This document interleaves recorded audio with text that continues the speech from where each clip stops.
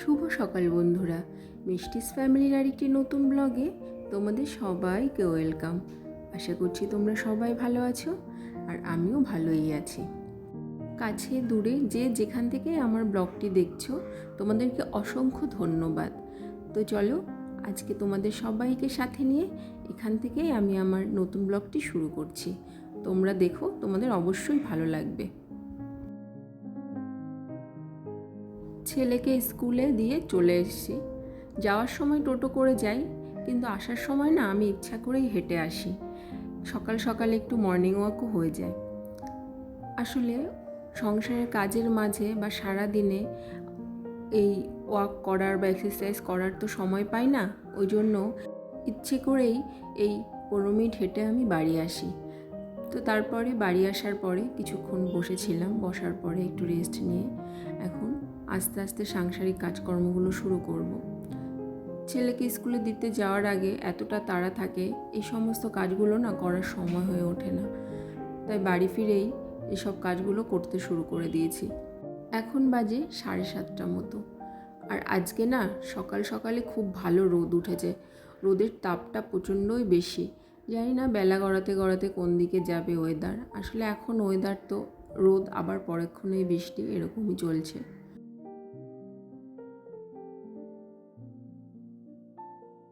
উল্টো রথের মেলা থেকে এই প্ল্যান্টগুলো কিনে এনেছিলাম। আমার ছাদে অনেক গাছ লাগানো আছে, ছোট ছোট ফুলের চারা, তারপরে আরও অনেক সবজি গাছও আছে, কিন্তু ইনডোর প্ল্যান্ট আমার কিছুই ছিল না। অনেকটা ভালো লাগা থেকেই এগুলো কিনে এনেছি।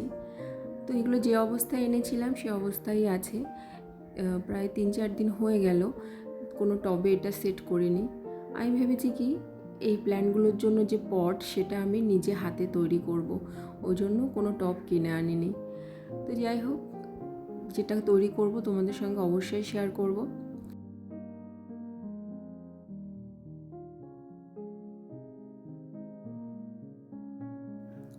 এখন আমার বেডরুমের বিছানাটা ভালো করে সেট করে নেব। ছেলেকে স্কুলে দিতে যাওয়ার আগে আমার বেডরুমের ঘরটাই শুধু ঝাড়ু লাগাতে পারি, সময় হয় না অতটা। তারপরে এখন আসার পর আস্তে আস্তে সব ঘরগুলো ঝাড়ু দিয়ে দেব। অন্য অন্য কাজ শুরু করার আগে ঘরটর যা থাকে এগুলো ঝাড়ু দিয়ে দেওয়া দরকার। এটা না করলে নাকি অমঙ্গল হয়, এটা আমার মা ঠাকুমা সবার মুখে শোনা। আর শ্বশুরবাড়িতে এসেও দেখি শাশুড়ি মা সবার আগে আমাকে এই কাজটাই করতে বলেছিলেন, যে ঘুম থেকে ওঠার পর অন্যান্য কাজ শুরু করার আগে এই কাজটা করে নেবে। তো এটা নাকি সংসারের মঙ্গলের জন্য। তা সেটা আমিও মানি আর এটাই করার সবসময় চেষ্টা করি।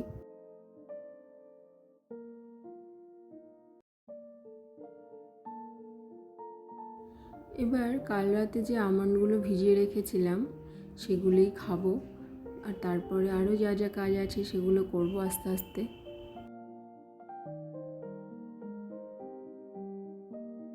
আমার ছেলে এই স্টিকারগুলো এই দেয়ালে লাগিয়ে রেখেছিল, বেশ কিছুদিন হয়েছে। ওর না এই অভ্যাসটা আছে যে দেয়ালে স্টিকার লাগাবে, তারপরে দেয়ালে আঁকিবুকি করবে। সেটা সব বাচ্চাই কম বেশি করে, আমার ছেলেও তাই। তা ও লাগানোর সাথে সাথে না তুললে পারে ও রেগে যায় আর মন খারাপ করে। ওই জন্য ও যখন স্টিকারগুলো লাগায় আমি সাথে সাথে তুলি না, অন্তত 1 সপ্তাহ রাখি, তারপরে এগুলো তুলে দিই। আর দেয়ালে চক দিয়ে কিছু আঁকিবুকি করেছিল, তাই সেটা প্রথমে শুকনো কাপড় দিয়ে মুছেছিলাম, কিন্তু সাদা ভাবটা রয়েই গেছিলো। তা এখন ন্যাকড়া ভিজিয়ে দেয়ালটা ভালো করে মুছে নেব।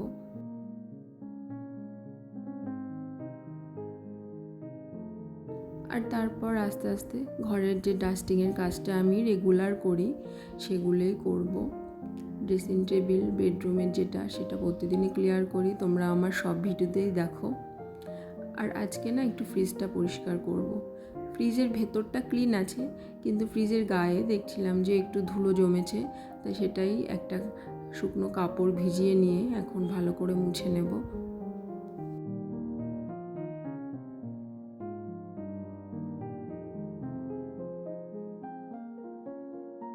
এটা আমার 12 বছরের পুরনো ফ্রিজ, আমার মা বিয়ের সময় আমাকে দিয়েছিল, কিন্তু যেহেতু অনেক যত্ন করে রেখেছি এই জন্য দেখো কতটা নতুন এখনও।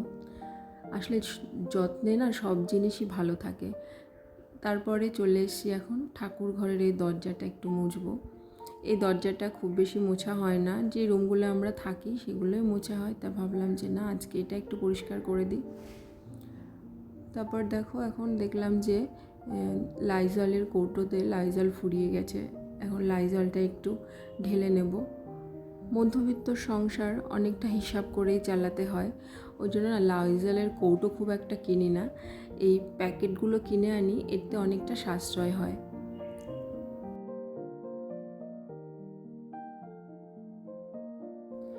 এখন টিফিন করব, সকালের ব্রেকফাস্ট যেটা। আজকে ব্রেকফাস্টে আমার শাশুড়িমা বানিয়েছিলেন ডালিয়ার খিচুড়ি। একদম সিম্পল একটা মেনু, শুধু ডালিয়া সেদ্ধ করে, ডালিয়া আর ডাল একসঙ্গে সেদ্ধ করে সেটা একটু শুকনো লঙ্কা ফোড়ন দিয়ে নুন হলুদ দিয়ে করেছেন, কিন্তু খেতে এত ভালো হয়েছিল। আসলে ওনার হাতের কিছু কিছু জিনিস এত সুন্দর খেতে হয় যেটা আমি হাজার চেষ্টা করেও বানাতে পারি না। আসলে এটা যার যার একটা হাতের আলাদা জাদু, আলাদা গুণ থাকে, তাই না? ব্রেকফাস্ট করার পরে ভাত বসিয়ে দিয়েছিলাম, ভাতটা হয়ে গেছে, এখন চিকেনটা বসিয়ে দেব। আজকে বেশি কিছু রান্না করব না, উচ্ছে আলু সেদ্ধ ভাত করে নিয়েছি আর মাংস থাকলে না অন্য কিছু কেউ একটা খেতে চায় না, ওই জন্য বেশি রান্না সেদিন আর করি না। তখন মাংসটা কষাতে দিয়ে দেব। মাংস হচ্ছে ওদিকে, আর আমি ছেলের জন্য একটু মৌসুম্বি জুস রেডি করব। ওর বাবা আজকে বাড়িতে আছে, তাই আজকে আমি ওকে স্কুল থেকে আনতে যাব না, ওর বাবা চলে গেছে ওকে স্কুল থেকে আনতে। তাই আমি ভাবলাম যে ও আসার আগে জুসটা রেডি করে রাখি, আসলে পারে ওকে খেতে দেব।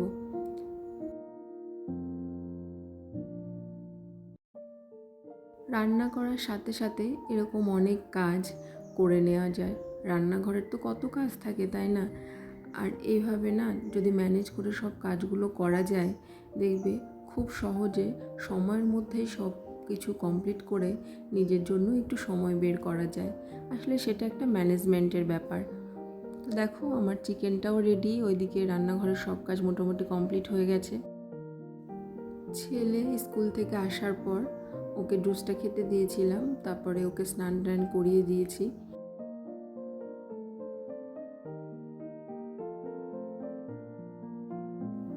ও বাড়িতে থাকলে সেই সময়টা আমার পুরো ওকেই দিতে হয়, ওই জন্য চেষ্টা করি ও যতক্ষণ বাড়িতে না থাকে ততক্ষণ আমার কাজগুলো সব করে নিতে।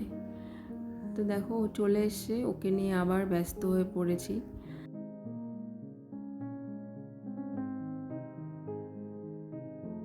আমি প্রতিদিন যে কোনো একটা ফল খাই, সেটা একটা শসা হোক, একটা অ্যাপেল হোক বা একটা লেবু, যাই হোক চেষ্টা করি প্রতিদিন একটা করে ফল খাওয়ার।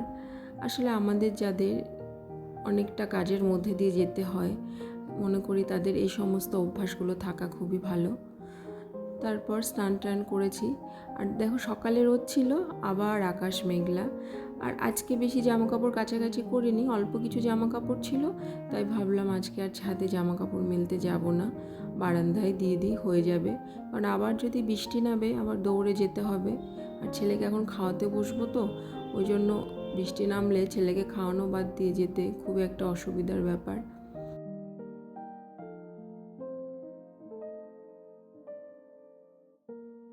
এখন বাজে 3:30। ছেলেকে খাওয়ানোর পর আমিও খাওয়া দাওয়া করে চলে এসেছি 3টের দিকে। আধা ঘন্টার মতো রেস্ট নিয়েছি আজকে, আর তারপর ঘুমোতে যাইনি। তোমাদের বলেছিলাম ভিডিওর শুরুতে যে আমি আমার প্ল্যান্টগুলোর জন্য পট রেডি করব, সেটাই এখন করতে বসেছি। অনেকগুলো প্লাস্টিকের বোতল ছিল, কোল্ড ড্রিঙ্কসের বোতল, গরম পড়েছে, প্রচুর পরিমাণে কোল্ড ড্রিঙ্কস খাওয়া হয়। আর এই যে ডিব্বাটা দেখছো, এই ডিব্বাটা ইউজ হয় না অনেক দিন, তা এগুলোই কেটে না রেডি করেছি প্ল্যান্টেরগুলোর জন্য পট রেডি করব বলে।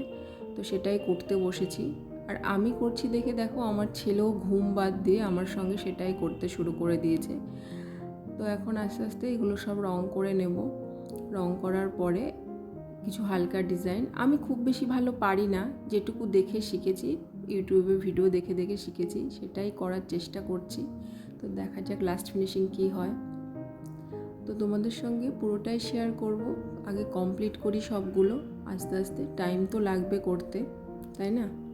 তো দেখো এটা পরের দিনের ভিডিও। আমি এই 3টে রেডি করেছি, পুরো একটা রাত শুকিয়েছে। আর তারপরে দেখো আমার যে গাছগুলো ছিল সেগুলো এর মধ্যে লাগিয়ে দিয়েছি।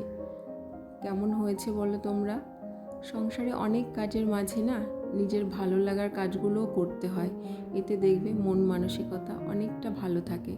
আর সেই সময়টা তো নিজেকেই খুঁজে বের করতে হবে, তাই না, নিজের ভালো লাগার কাজগুলোর জন্য। তো চলো, আজকের মতো ভিডিওটা এই পর্যন্তই তোমাদের সঙ্গে শেয়ার করলাম। দেখা হবে তোমাদের সঙ্গে নেক্সট ব্লগে। আশা করছি তোমাদের ভালো লেগেছে। তোমাদের যদি ভালো লাগে একটা লাইক একটা কমেন্ট অবশ্যই করো। তোমরা সবাই ভালো থেকো, সুস্থ থেকো।